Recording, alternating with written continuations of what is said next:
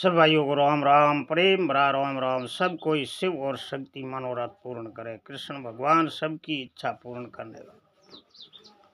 पांडव कौरवों को महाभारत की युद्ध की घोषणा,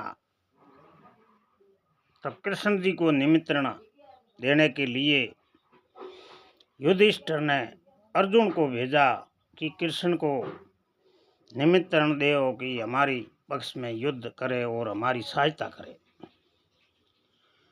तो उधर हस्तिनापुर में दुर्योधन भी सोचा कि कृष्ण को हम निमंत्रण भेज के हमारे पक्ष में कर लेंगे।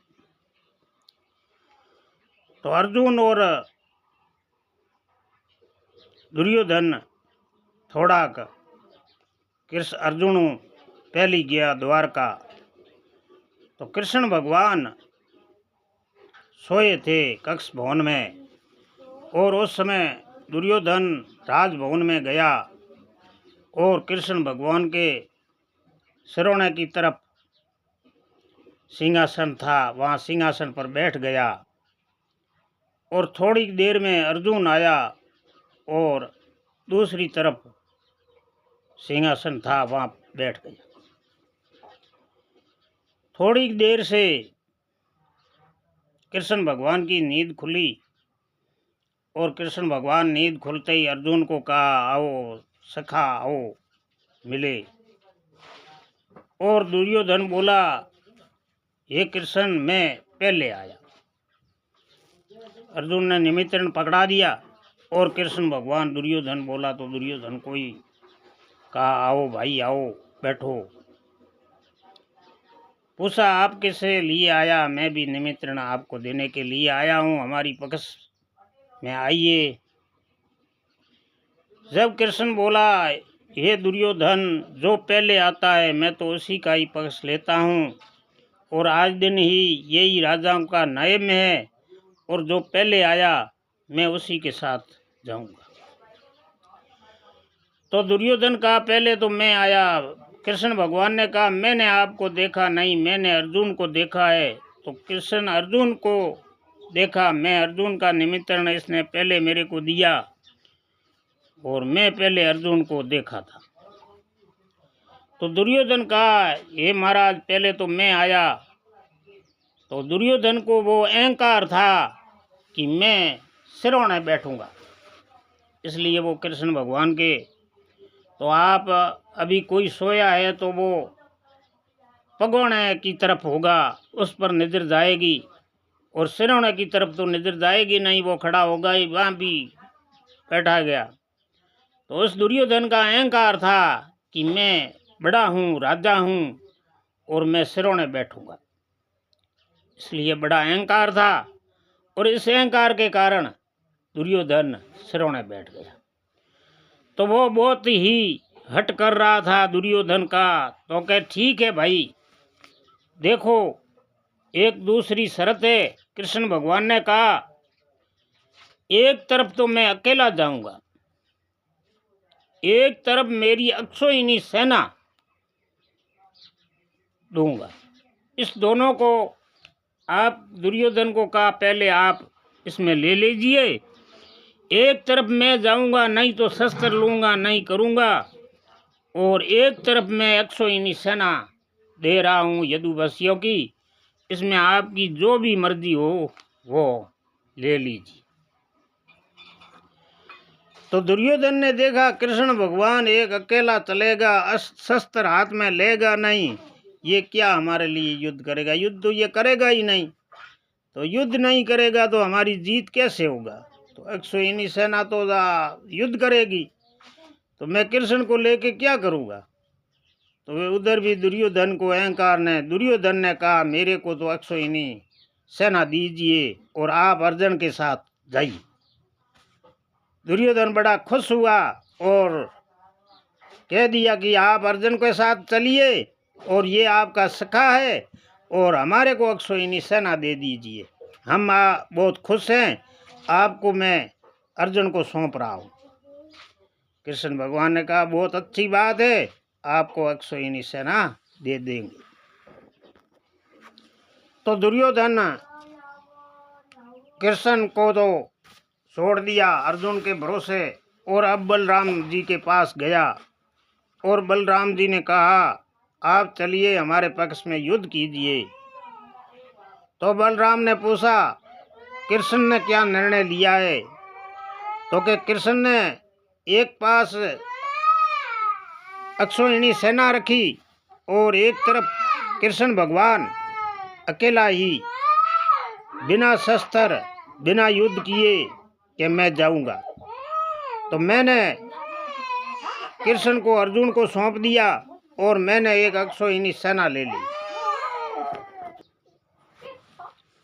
बलराम जी ने कहा ये मैं कृष्ण के विरोध युद्ध करने के लिए आपके पास साथ में नहीं चल सकता हूँ। कृष्ण और हम साथ में ही रहेंगे। मेरे लिए दुर्योधन को कहा अर्जुन और आप दोनों ही बराबर हो, मैं परंतु कृष्ण के विरोध युद्ध में आपके पक्ष में नहीं चलूँगा। आप मेरी मानो तो संधि कर लो, दूसरी आपकी मर्जी है। मेरी तो कहना यही है दोनों भाई भाई युद्ध मत करो और संधि कर लो। बलराम ने तो इतना ही कहा।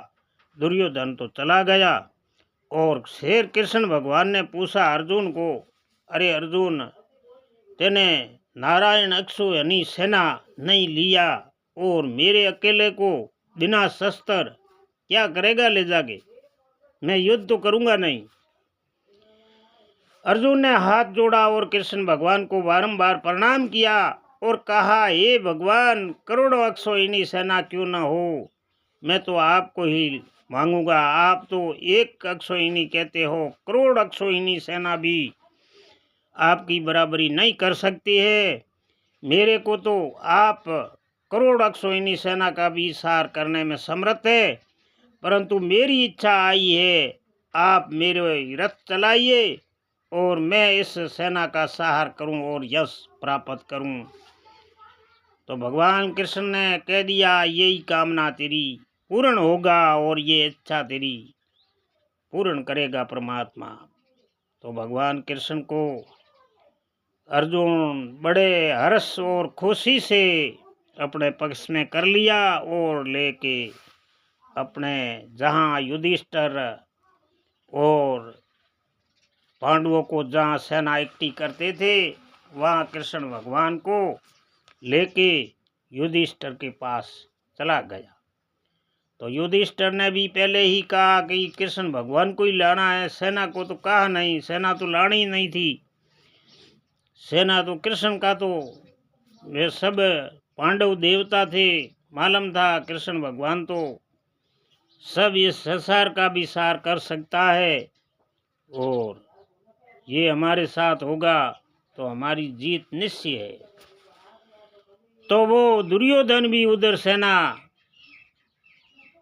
दी तो बड़ा खुश के साथ हसनापुरी गया और वहाँ बैठे उसी के मामा शकुनी और कर्ण ने पूछा कि आप कृष्ण भगवान को निमंत्रण देने के लिए गए, क्या हुआ? क्या कहा कृष्ण ने?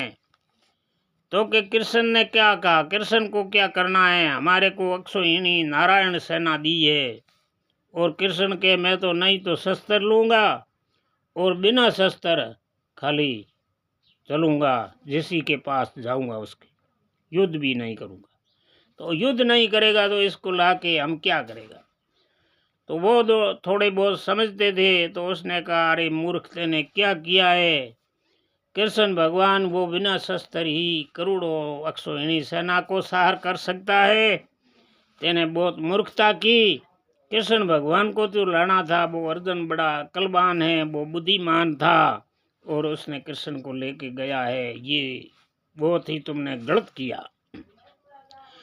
तो उधर कृष्ण भगवान गया, द्रौपदी ने और बड़ा आरती उतारी और कृष्ण भगवान द्रौपदी को बहन की तरह मानते थे और बहन ही बढ़ाई हुई थी।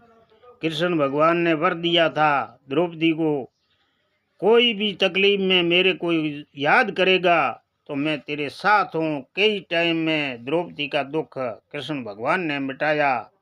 दुशासन ने तीर खींचा भरी सभा में तो कृष्ण भगवान ने वो तीर बढ़ाया और कृष्ण भगवान हर हमेशा पांडवों के पक्ष में रहते थे।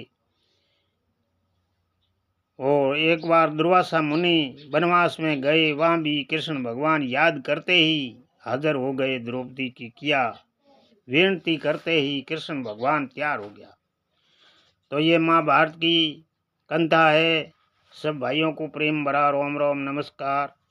ये आज ज़्यादा से ज़्यादा शेयर करना, सब्सक्राइब करना, ये सुनना धर्म का काम है, धर्म का ग्रंथ है। महाभारत ये एक महाधर्म का युद्ध था। कौरव 100 थे, पांडव 5 थे। पांडवों ने अन्याय किया, इसके पास सब अन्याय करने वाले की हार होती है और न्याय के बदले और धर्म के साथ रहने वाले की हर हमेशा जीत होती है। यही इसका निर्णय निकला और यही इसकी की सीख है।